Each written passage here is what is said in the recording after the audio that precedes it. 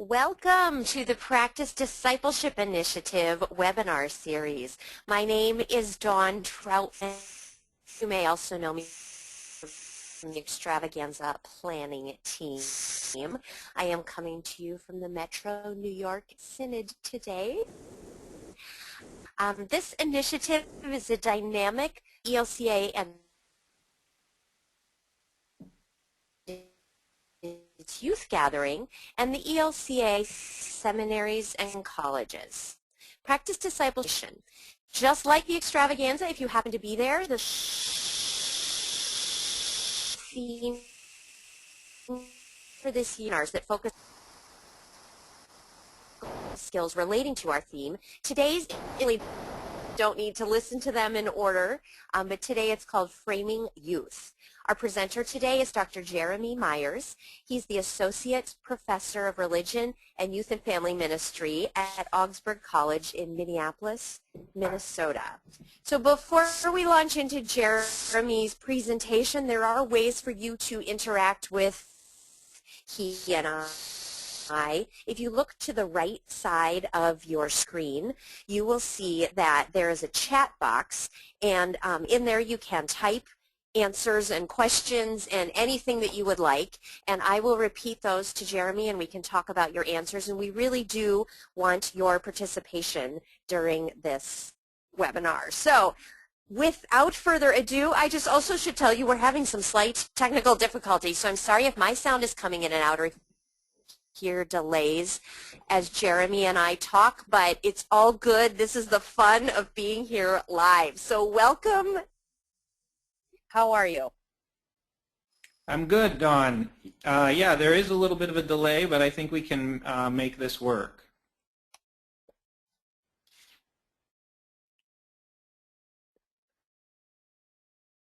All right, I'm going to go ahead. Now we've lost I'm going to go ahead sound, and Jared. I'm going to go ahead and get started, assuming that people can hear me. There are 3 goals that I have in this webinar. And these are the 3 goals that I have for today in this webinar, other than, of course, you folks actually getting to hear it. Number 1 would be that by the end of this session, you'll be able to start recognizing the source of the stereotypes that we have about young people. Number 2, that you'll start to understand how this view of our young people actually really limits and hinders our ministry with them. And then the 3rd goal would be that we actually together start imagining a new way of thinking about young people and how that new way or that new framework, excuse me, might actually help shape our ministry. So to get started, we'll start with stereotypes of young people. So my first question for you folks, we talked about you interacting with us over on the right side of your screen. Real quickly, what I want you to do is just type in some stereotypes that you hear about teenagers. What are some stereotypes out there about young people? Take 10, 20 seconds and just type some in.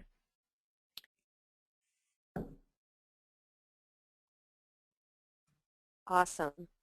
And one entitled lazy. These are great answers from people. Lazy stereotype. All into their electronics and not into real interaction. Short attention span. Thank you. Keep these coming. Not interested. Slackers. Stereotypes are negative. Serious. Apathetic. Glued to their phones. Is this kind of? Yeah, this is what I wanted, and I'm sure you probably have a lot more. So really, you know, if you're doing this alone or if you're with a team of people, the place to start is really with our stereotypes. Start thinking about the stereotypes you have of young people, the stereotypes other members of your congregation have of young people, and start asking yourself whether or not these are really true or not. So now I just have a real quick story to share about my son. I have a 10-year-old son, and one weekend I noticed his bedroom was really messy, which is probably I almost said it's normal. I shouldn't have said that. But anyway, my 10-year-old son, his bedroom one weekend was quite messy. And I said to him that he would need to pick it up that weekend. And he said, well, why, Dad? And I said, because it's really, really messy and you can't get into the door without stepping on clothes or toys. So you need to take some time to clean it up. And my son's response was to say to me, but Dad, that's what bedrooms are like. And so his assumption, of course, is that bedrooms are just naturally messy. So then I had to talk to him about the fact that bedrooms aren't just naturally messy, but that we actually make them that way. And so that's sort of the analogy I want to use to think about our young people, that this list of stereotypes we just generated, we often say things like, oh, teenagers, youth, children, they're just selfish, they're lazy, that's just the way they are, raging hormones, that's just normal, that's the way they are. And so we lump all these stereotypes, we put all these stereotypes of young people into a box, and we consider that box of stereotypes to be normal, and we assume that that's just the way they are, like bedrooms are just messy. But that's not true. It's not just the way they are. It's the way we've made them to be. We make our bedrooms messy, and we make our young people act the way they act. So my hope in this session is that we can unpack some of that. And now I want to show you, Chris can click, and we'll show you these 5 cultural shifts that I really want to highlight today. You can see on your screen there. The first cultural shift is this idea of moratorium. The second cultural shift will be we'll talk about the cultural anxieties that were around in the early 20th century. The third cultural shift, the emergence of child labor laws.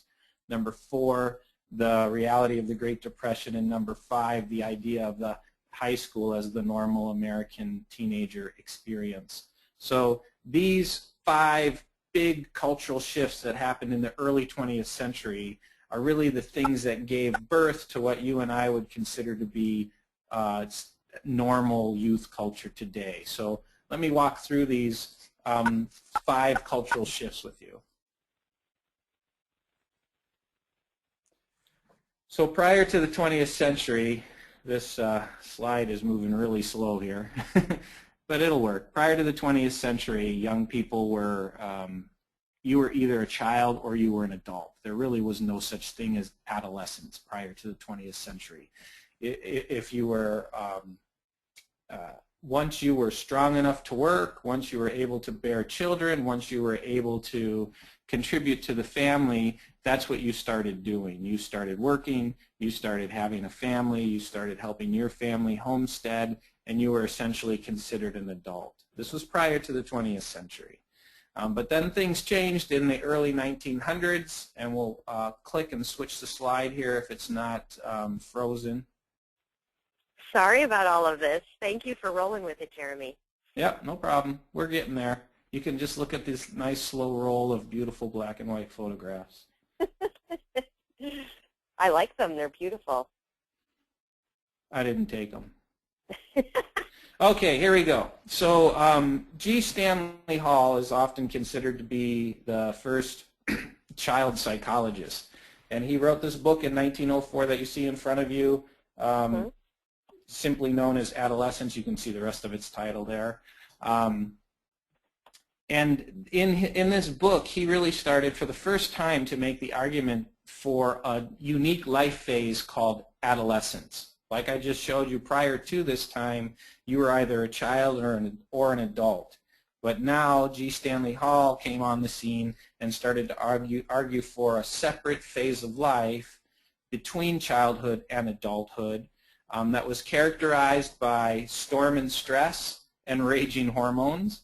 And the thought was that in order for a young person to arrive to adulthood as a creative, contributing member of society, he or she really should not have any adult-type expectations put on them. That young people really should have freedom and space to sort of sow their wild oats and be free and reckless Otherwise, we would squelch their creativity and their ability to contribute to society as adults. So that was Hall's theory, and he called that idea, he called that a moratorium, a timeout, a break, that young people needed space from responsibilities in order to become creative, contributing citizens as adults. So he wasn't trying to belittle young people. He was actually, his theory was meant to protect them. He was pro-young person. He was trying to create a space for them to be young people. But what's interesting is his theory has essentially since then been debunked. He never really had any kind of actual empirical evidence to support his theory, but yet society as a whole really latched onto it, and you'll see some evidence of that as we move forward. So the first shift I want to talk about is this idea of Hall's moratorium.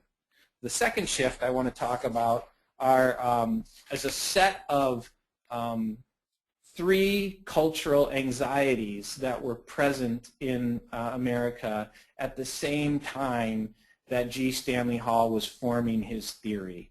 And this idea of these 3 cultural anxieties comes from the book called Act Your Age, written by Nancy Lesko.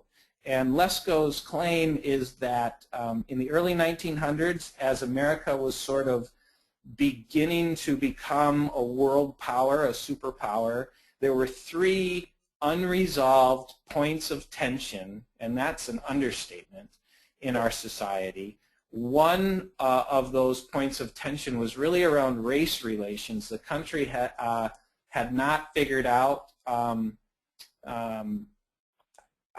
that point of tension. It was unresolved, and it was hotly debated how different races should relate to one another.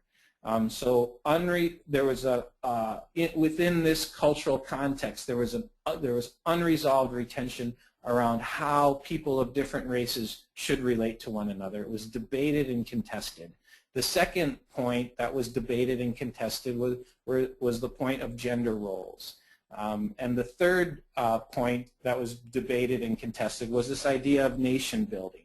So the country was debating how should different races relate to one another? How should the different genders relate to one another? How should we build our nation? These 3 huge questions, huge points of tension, were unresolved. And what started to happen in our country is the different organizations started to try and resolve these points of tension through youth programming. So this is where we see the emergence of programs like Boy Scouts of America and other similar programs that were created in order to try to resolve some of these points of tension. So what I want to point out is that on one hand, Hall, G. Stanley Hall is saying that young people need a moratorium and a break from adult responsibilities, but yet on the other hand, our whole society in a way was putting all of our hope in our young people to solve these 3 huge problems or points of tension. So we were immediately in the early 1900s sending young people extremely mixed signals about whether they were supposed to sort of check out from tough stuff or solve the tough stuff for us. So these are the first 2 shifts I want to talk about. The third shift I want to talk with you about is the tension around child labor laws. So if Chris can hit that next slide. Awesome. And as we move slides, I just want to thank everybody who was writing in and saying we're having trouble with the sound. But we have amazing behind-the-scenes people, and I think we've resolved it. So thank you all for your feedback, those of you who were listening live. So keep going, Jeremy. I think it's going well. All right. Great. Thanks, Chris. Thanks, Dawn. Yeah. So in 1904, so you can see all of this is happening around the same time. These anxieties that Lesko talked about, this idea of moratorium, all of this is bubbling up at the same time, including the National Child Labor Committee, which was formed in 1904. And if you, the image you have in front of you is their logo at the time, and you can't see all of the text on it, but what it says is 2 million child workers under 16 years today. We want them to be normal men and women. At the bottom it says we want them to be normal men and women. So you can see right here evidence of Hall's theory that if our children are expected to work, they will not become normal men and women. So the National Child Labor Committee was formed, and their goal was to remove all children from the workforce so that they might grow up and become normal men and women. But they were not able to get their law passed. They were not able to convince the government to initiate this child labor law until 1938. So this is the next piece of the puzzle here, which is the Great Depression. The Great Depression comes onto the scene. That's a horrible way to talk about the Great Depression, but you know what I mean. The Great Depression becomes a reality, and now all of a sudden the government and society as a whole, now they're ready to talk about removing children from the workforce. So even though the National Child Labor Committee started this work in 1904, it wasn't until 1938 that the Fair Labor Standards Act was passed. And when the Fair Labor Standards Act was passed in 1938, because of the Great Depression, and it was passed because of the Great Depression, because now we needed to get children out of the workforce so that jobs were open for adult men and women who needed to work. So for 34 years they tried to make it happen, and it didn't happen until the Depression. Then because of the Depression, children were pulled out of the workforce. So all these things, you know, just a quick review before we go to the last one, this idea of moratorium, these huge anxieties around these different relationships, and the mixed signals that get sent to our young people because of those anxieties, and the idea of moratorium. Now the pressure to remove children from the workforce, and then the Great Depression making it easier to do so. All of these massive cultural shifts are kind of leading us, causing us to create what you and I would consider to be normal youth culture. So now let's move to the fifth and last cultural shift I want to talk about, and that's the American high school. So prior to 1930, prior to the year 1930, less than half of American teenagers were enrolled in high school. But by 1940, excuse me, 2/3 or more were actually attending high school. And of course, you know, you can see that this is because of their removal from the workforce. So the Depression comes, child labor laws are put into place, young people are removed from the workforce. So now young people are not working, but they're not yet in school either. So then the country and the public school systems rally around this idea of the high school and work to make it more normal, more accessible, more affordable for young people, and the idea of compulsory education really becomes the norm. So it wasn't really until the 1940s, and this really kind of blows my mind when I think about it, it wasn't really until the 1940s when high school was the normal experience for most young people. It really wasn't until that decade. So if we move to the next slide, you can see my lovely little image here of a Petri dish, and what the point I'm trying to make is that these 5 cultural shifts of a moratorium, cultural anxieties, child labor laws, the Great Depression, and the American high school, all these things really created the Petri dish in which youth culture, as you and I know it, started to grow. Because now young people, really for the first time in history, American teenagers were dressing differently than adults. They were listening to different music from adults. They were spending their time primarily with peers rather than working side by side with adults. They were spending their money differently, and all of a sudden there grew a larger and larger gap between young people and adults. And this gap, or this isolation, and these five cultural shifts led to this isolation and this Petri dish in which youth culture started to grow. And I believe that it's this phenomenon of these shifts that lead to some of the stereotypes we talked about and leads to what I would consider to be an unhelpful frame for thinking about our young people, and that's what I want to show you right now. Yeah, there we go. The unhelpful framework for thinking about our young people.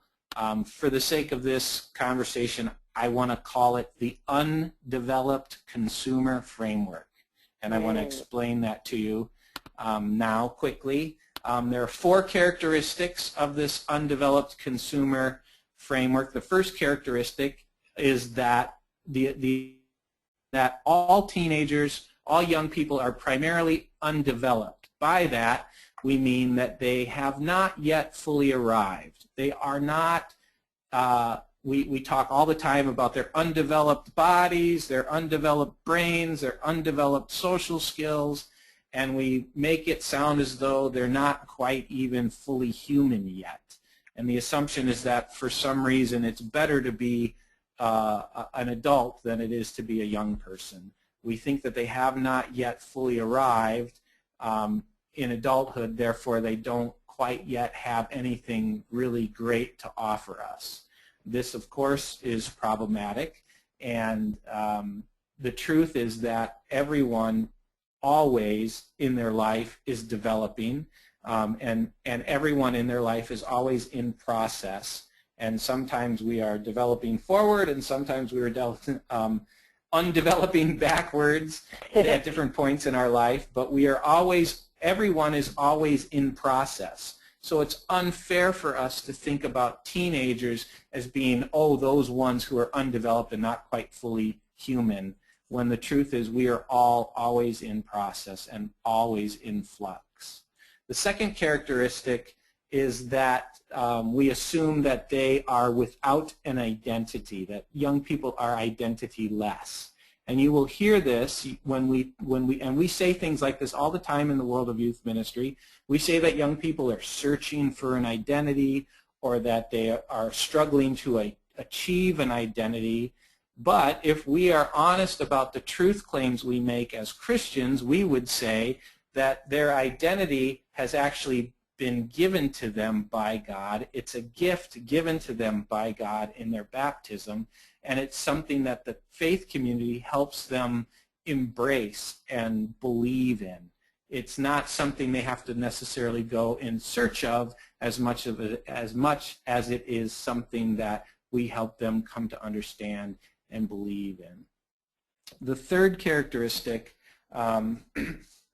that drives this unhelpful framework is that all young people are self-centered. And you and I probably have stories of teenagers and young people doing selfish things and being egocentric.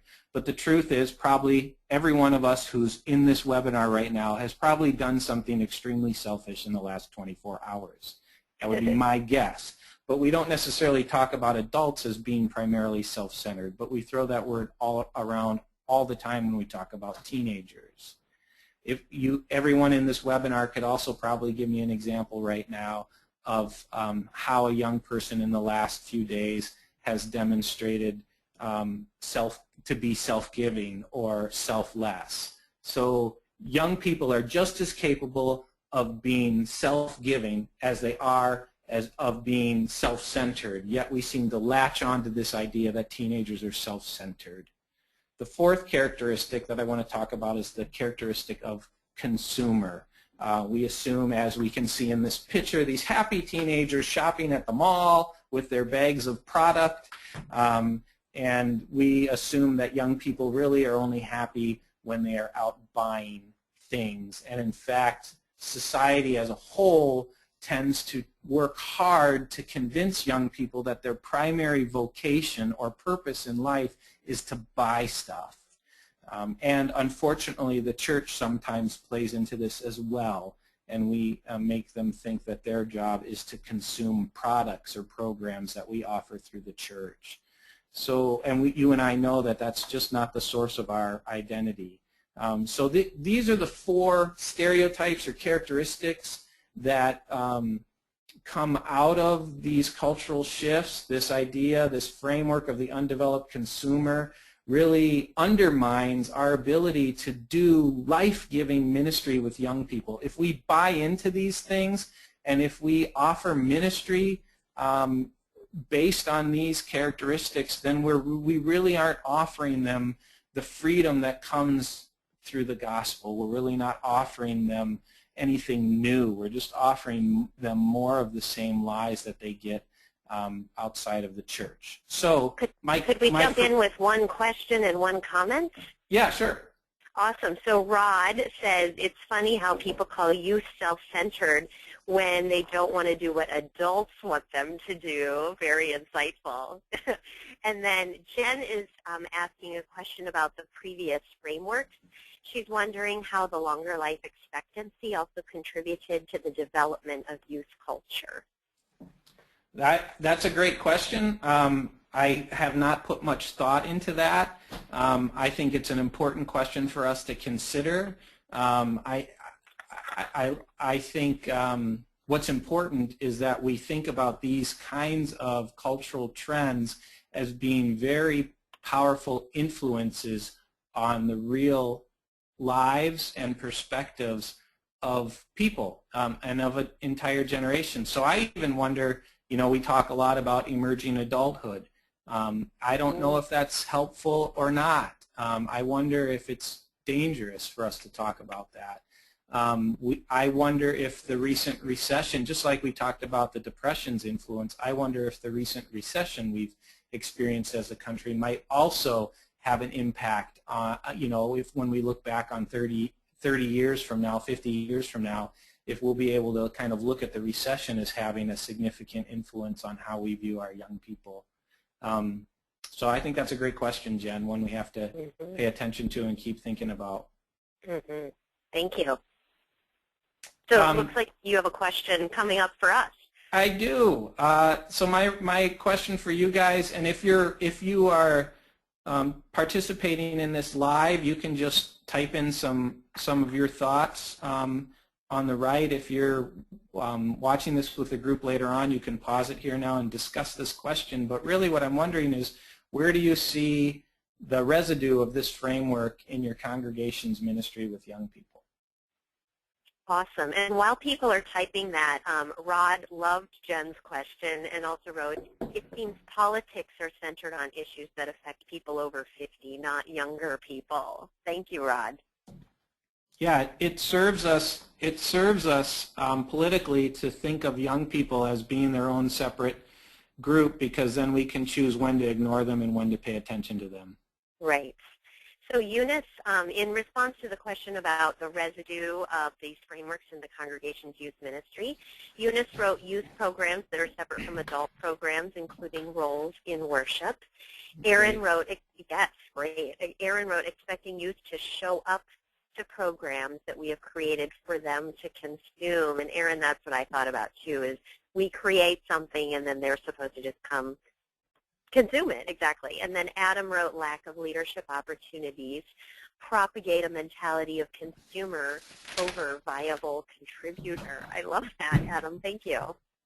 And Kelly wrote the lack of adult participation in teaching older Sunday school / confirmation.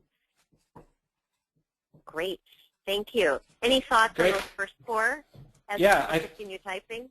Yeah, I think those are great ideas, and I think for the sake of time we're going to keep moving on, but I hope people will keep adding their ideas here. If you have a team of volunteers or a youth committee you work with at your congregation, it might be interesting to ask this question of them and sit around and wonder about how the stereotypes of young people really limit your congregation's ability to be engaged in meaningful ministry with them.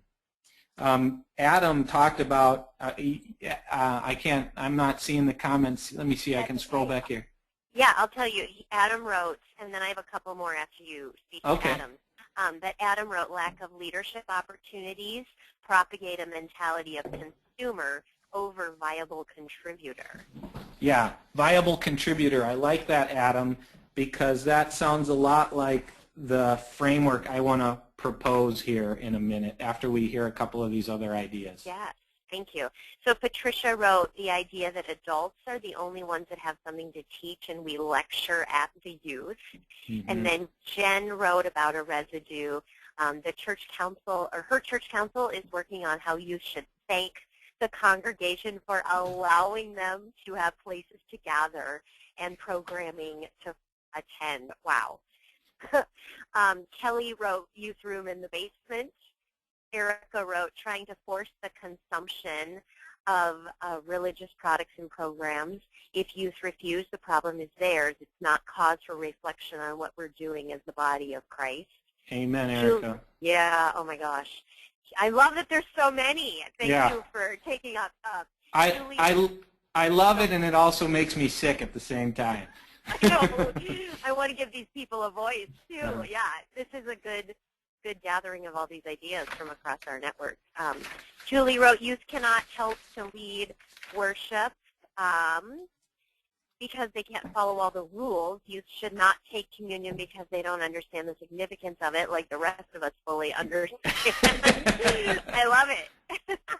Thank you, Julie. Carolyn, the understanding that the youth are only going to want to attend social or fun gatherings when it's the local service trips that are better attended. Carmen wrote, I work with first-generation Latino youth who don't fit into this framework, but believe that to be American or like their friends, they must accept ideas like being a consumer. Exactly. Dawn, can you pause there? I want to address Carmen's statement. Carmen, there's a great book. Henry Giroux wrote a book. I'm looking for the name of it here real quick. Called Youth in a Suspect Society. And what Henry Giroux says is that if young people don't fit into this consumer identity, either because they can't or because they refuse to, then the society considers them to be disposable. So I hear you completely, and this becomes what's considered to be the norm, and then anyone who doesn't fit inside that is considered, of course, to be abnormal, which is why this is so problematic for those who are considered to fit inside of it and for those who don't fit inside of it. It's not life-giving for anyone. It's death-dealing for everyone. Thank you, Carmen. Jeremy, I thank you for jumping in. And if you need, anyone needs a link to that book, we will add it on the Practice Discipleship page, probably sometime tomorrow. But just so you know, if you want a link to that book, we will find where to get it and put that on the Practice Discipleship page. I just want you to know, Jeremy, I want to read more of these, and this is probably the biggest response we've gotten in the last year or so to a question. It's sad but true, and I want to give voice to all of these different comments that are coming in, if that's okay with you. Well, I don't want to run out of time, but how about two more? Awesome. So I'll give you two more. Cindy wrote, adults in my church and I suspect in many think that ski trips and silly games and mall trips are important to youth ministry, but she sees peer ministry and service work as more relevant. And then Rod wrote, my church has had a youth as a member of the church council. Our current youth rep is very outspoken and shows great wisdom. So thanks for presenting the other side, Rod. So go ahead, Jeremy. I want to hear all you have to say. All right, let's. Amazing. So, yeah. Thank you. I'm glad. Folks, this is where it starts, by being really honest about how we buy into these lies and how they really don't describe our young people. So what I want to do now is offer an alternative framework. You can't see the wording really good, but we'll try and make it work. Here on the left, you can see the undeveloped consumer. Here on the right, you can see the called agent, which is the alternative I want to put forth. Rather than thinking about our young people as undeveloped consumers, I want to think of them as called agents, or what Adam said, viable contributors. So rather than us thinking about them as being undeveloped, as if they have not arrived, I want us to think about them as young people who have a call from God to live out right now, gifts and skills and abilities that God's world needs right now. Rather than thinking of them as being without an identity, I want us to start thinking about them as being children of God, people who have been marked with the cross of Christ, sealed by the Holy Spirit forever, who've been named and claimed, who have an identity to live into. Rather than thinking about them as being self-centered, I want us to think about them as being primarily relational. Young people know that. They don't want to go through this life isolated. They long for deep, meaningful relationships. Rather than thinking about them as consumers, I want us to think about them as agents who have power.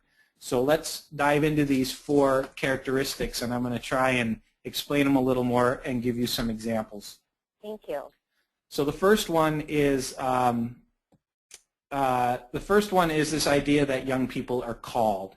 They're not developing. They're not on their way to becoming whole. They are called and gifted by God right now. And here's a little news clip from the Twin Cities. I'm in St. Paul, Minnesota, and here's a little news clip from the newspaper in St. Paul. A young woman from Cottage Grove, which is a suburb of St. Paul. Her name's Julia. She's 14 years old. She's been creating birthday presents for homeless adults and children since she was 4 years old.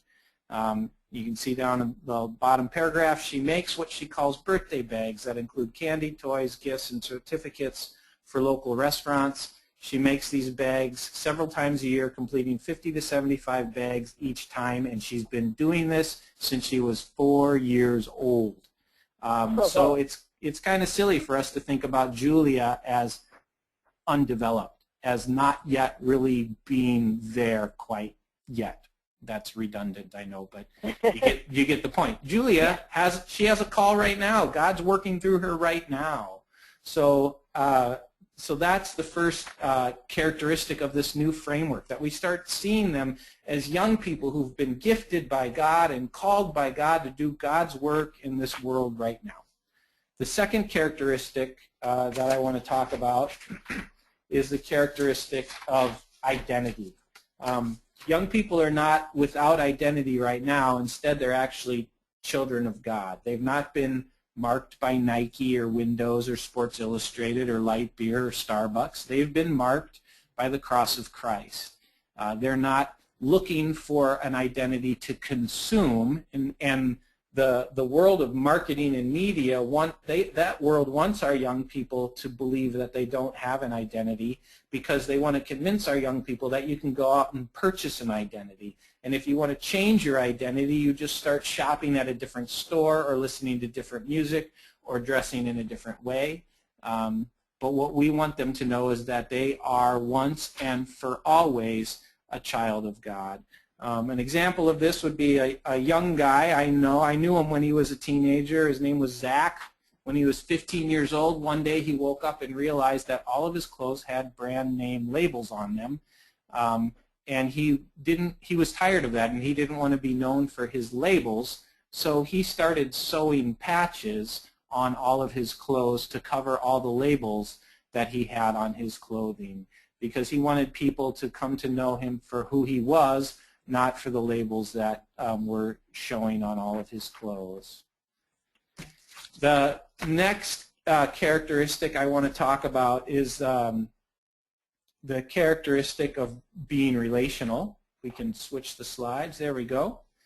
This is so the claim that we often make is that young people are selfish. Teenagers are self-centered. They only worry about themselves. They don't think about other people. They don't take time for other people. And this is another story that was in the news recently here in the Twin Cities. I just threw this up on Facebook too recently in the network Facebook page, with a pretty interesting conversation there, not just about young people, but also about race and athletes. All of that plays into this story, of course. But let me tell the story real quickly. Malik Stewart and Mitchell McKee are both sophomores, high school sophomores. They're wrestlers. And Malik is shown in this picture with Mitchell's father. Malik was favored to win the match. Mitchell's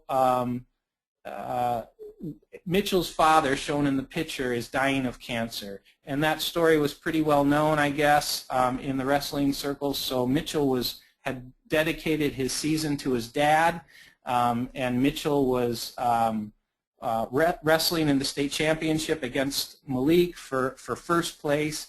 and Mitchell pinned Malik and won the match and dedicated it to his dad. Malik lost, got pinned.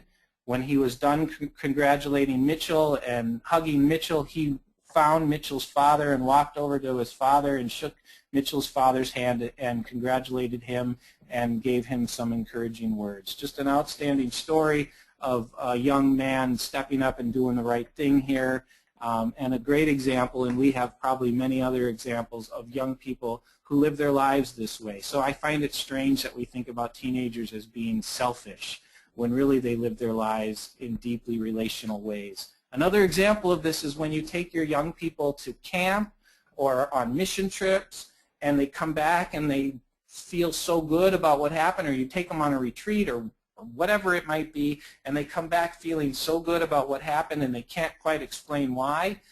Usually it's because they maybe for the first time in their life they experienced what it really means to be embedded in a community of relationships in a deep and meaningful way over a significant period of time. So I think young people really get the fact that we're called to be relational. I don't think they're as selfish as we think they are. And when we talk about them being selfish, then it's sort of this self-fulfilling prophecy where they think they have to live that way. Let's flip to the next characteristic.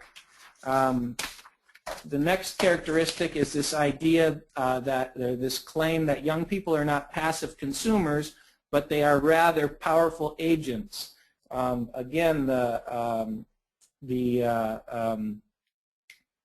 unhelpful framework would want our kids to think that they really don't have much power at all, that the way their only role in society is to really just consume goods, to consume stuff, to consume church programs. But really what young people long for is not to consume, but to have power, to have agency, and to make change.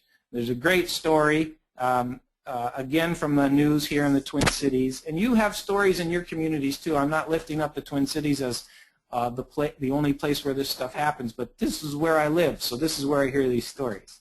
In a park in South Minneapolis this past summer, it's sort of gruesome, but it gets better. Someone killed a cat and nailed the cat to a tree in the park, which is gross, I get it. But what happens is beautiful.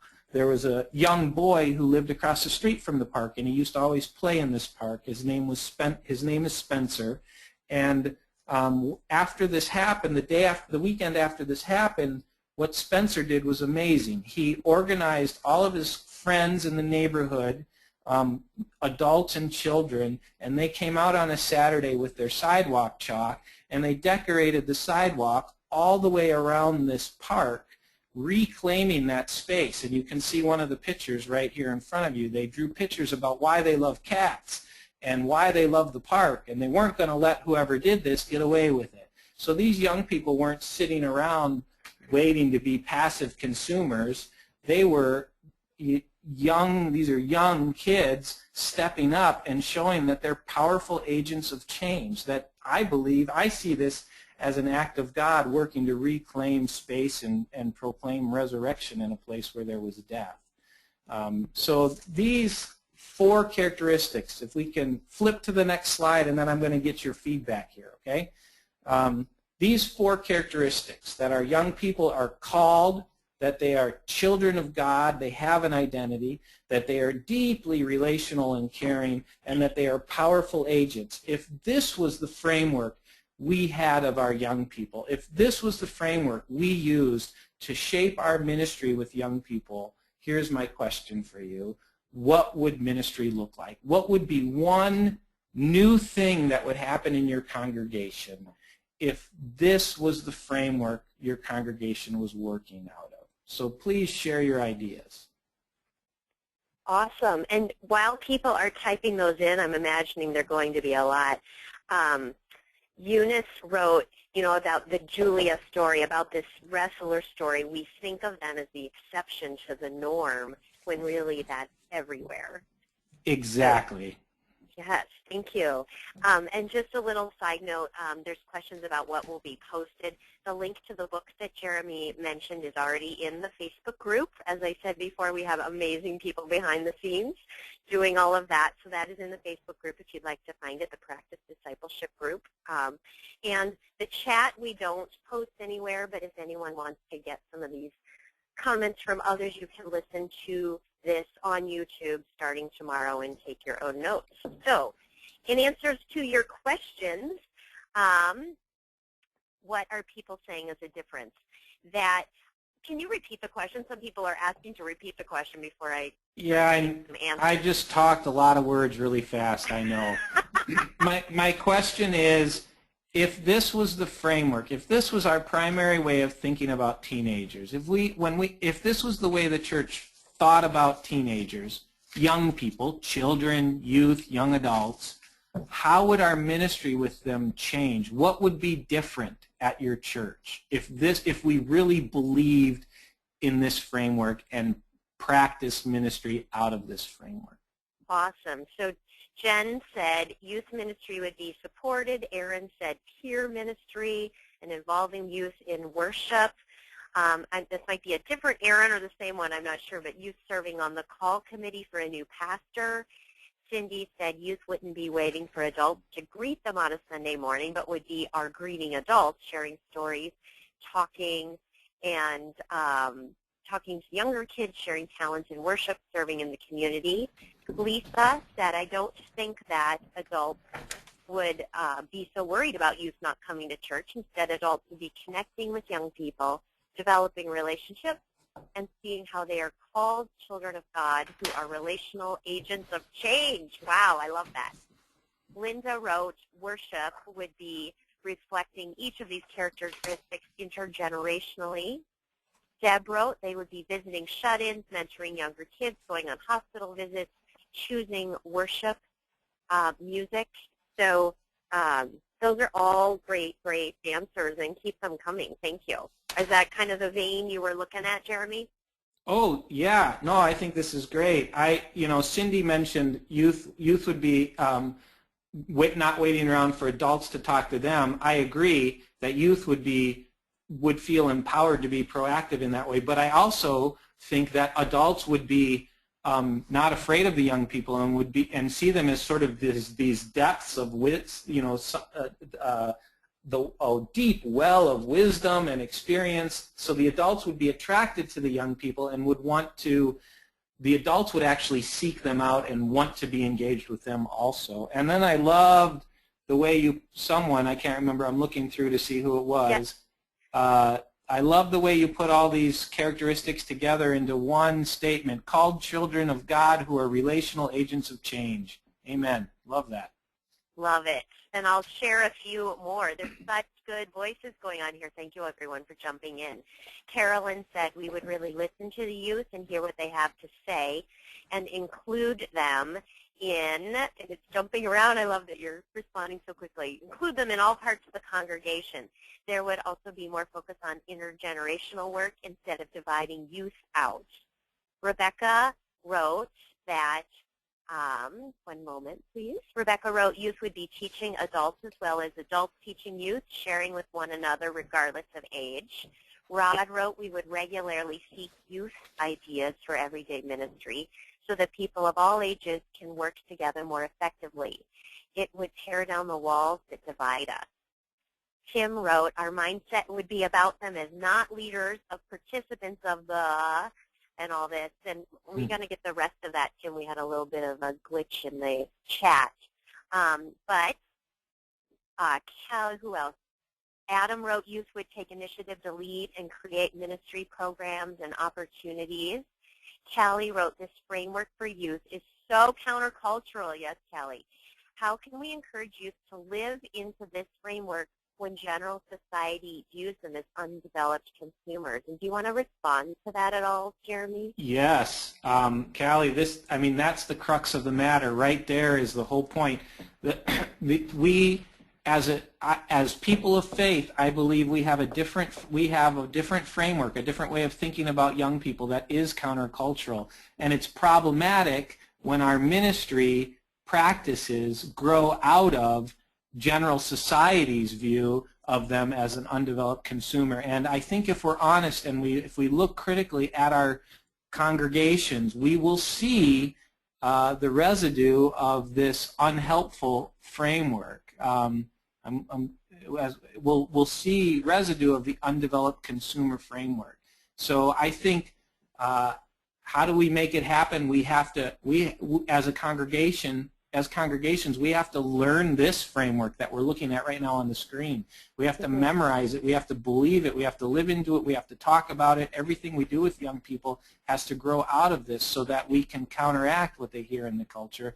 And trust me, the young people will believe it. This is what they're longing for. I mean, think about it. Think about if the gospel is freedom, if Jesus frees us from bondage, what if the one way in which our young people are experiencing bondage most profoundly is through the undeveloped consumer framework? What if the one way teenagers experience brokenness and sin and bondage and fear and pain and anxiety? What if the one way, one place where they feel the most pain in their lives is through society's awfully low expectations and views of them? Then if the church creates ministry based on that view, then we're not freeing them at all. We're only perpetuating their bondage and their anxiety. So we have to believe the things we say and say the things we believe and practice ministry that's based on those things, Callie. I think you hit the nail on the head with your question. Oh, awesome. Thank you. And I'm going to share a few more. Thank you, Callie, for that. And if you have any follow-up comments, please do put them into the chat. Michael said that if we were following this framework, there would be an entire group of prideful adult leaders who would be educated and their ideals change for the growth and life of our congregation. And Cindy is saying absolutely, and it does happen quite a bit at her church in the small town of Hayfield. Awesome, Cindy. Thank you. Tim wrote that, I'm sorry, it's jumping around. We would never call them the future church, but the present active church that we partner with. Wow, Tim, thank you. Rod wrote, these are all life-giving ideas, and it sounds like the Sermon on the Mount. Yes, thank you. Linda wrote, confirmation would not be for 7th through 9th graders anymore. And Amanda wrote, we need to believe this not only as congregations, but we need to make the youth of our communities understand this as well. And then Rod, again, thank you. We need to stop letting culture decide what the church should be and start letting the gospel shape the church. So thank you. Any further comments about this part of it, Jeremy, before we wrap up? We have a few more minutes. Yeah, no, I'm happy to stop here. I think this has been really rich, and I'm happy to stop here and see if people have questions, in these last few minutes that maybe I can address. Awesome. So if you have questions, whether it's about this slide you're seeing here or just general questions, please do put them in because we have time for them. So Jora said, I see youth who are so busy serving as leaders at school, band, sports. Families say they're too busy and tired to do one more thing. So what about that, Jeremy? Church is just one more thing for the busy family as opposed to God infusing all parts of their life. Yeah, right. And I'm a big fan of peer ministry and Lyle Greiner, and I think he's really nailed it here where he talks about equipping kids to do ministry in those places where they are already really busy. I mean, why are we trying to get them to spend more time at church when we really should be getting them to spend more time living out their vocation on the hockey team or in band or wherever else it might be. So yeah, I would agree with you, Jora. I see that I see young people, I see a congregation talking with young people about faith as something they live out everywhere, not just when they're at church, so that the number of hours you spend at church become less important, and what becomes more important is the way they live out their faith on a daily basis. Awesome. And just to clarify, if some people I know are looking for the link to the book, in Facebook, if you search Practice Discipleship Initiative, you're going to find the link and anything else, and future reminders for these webinars. So just if you're on Facebook while you're also listening, that's where you look. A couple more comments. Rod said, you've helped open my eyes to new possibilities for youth to minister where they are. Awesome. Beth wrote, what if young people expend their creative energy at school and sports because they aren't given a chance at church? Great question, Seth. Seth, I couldn't agree more. I think young people are looking for meaningful ways to serve God's world. And if the church is not helping them find ways to use their gifts and skills to live out their call, then they will find other ways to do that. And then, unfortunately, the church just sits around and whines about them not coming to church. And I think truthfully, sometimes young people find more meaningful ways to live out their call on a hockey team or on a dance team than they do at church, unfortunately. Absolutely. I have a Sunday school teacher who is a senior in high school, and they have a little bit of a rotation, and I just said to her, I noticed you only come on weeks I schedule you to teach, so I'm going to just schedule you every week. And she's like, okay. But, yeah. You know, if she has a purpose, then she also stays for worship, you know, but she wants a purpose, and she's very good at it. So exactly what you're saying. Jen wrote, the exciting thing is that the youth are changing. The difficult thing is that culture isn't recognizing it because they're so stuck in their stereotypes. Thank you, Jen. Yes. Yeah, so the church can be an agent of change that way as well. So do you have any final kind of closing comments before we wrap this up, Jeremy? I think the young people will live up to our expectations no matter how low they are.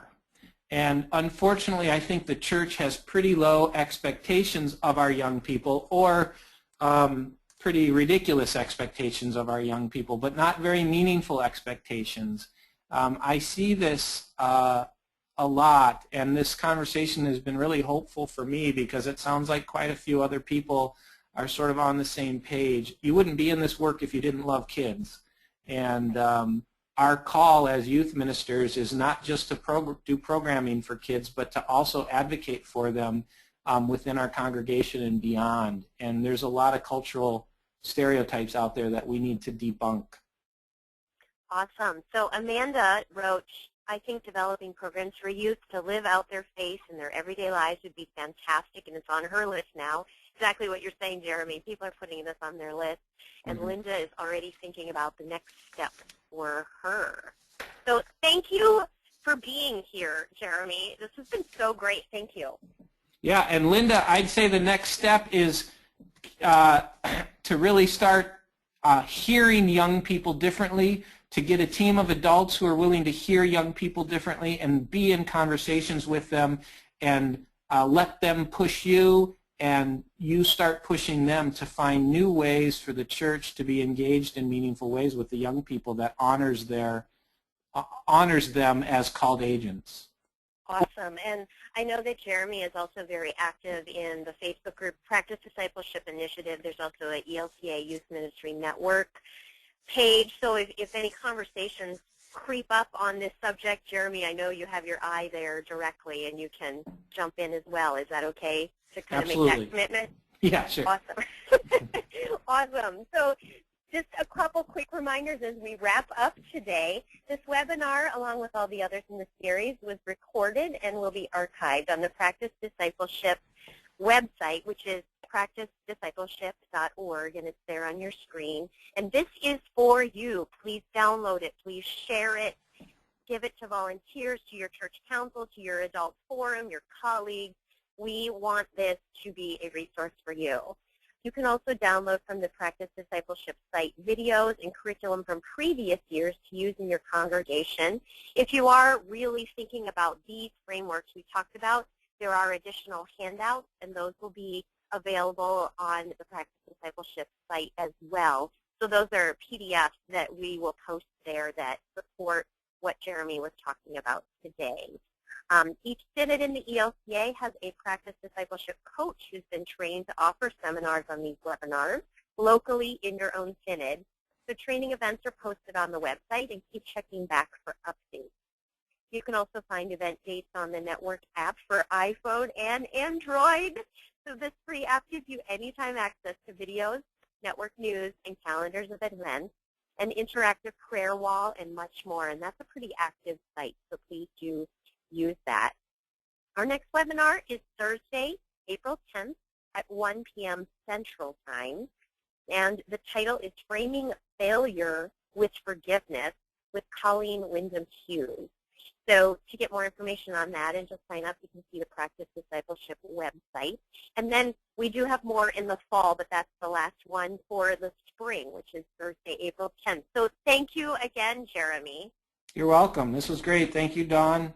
Yes, and thank you all for jumping in, those of you live, and thank you all for those who are listening later and sharing it with others. Have a great day, and we'll see you next month. Goodbye. Yep. Bye-bye.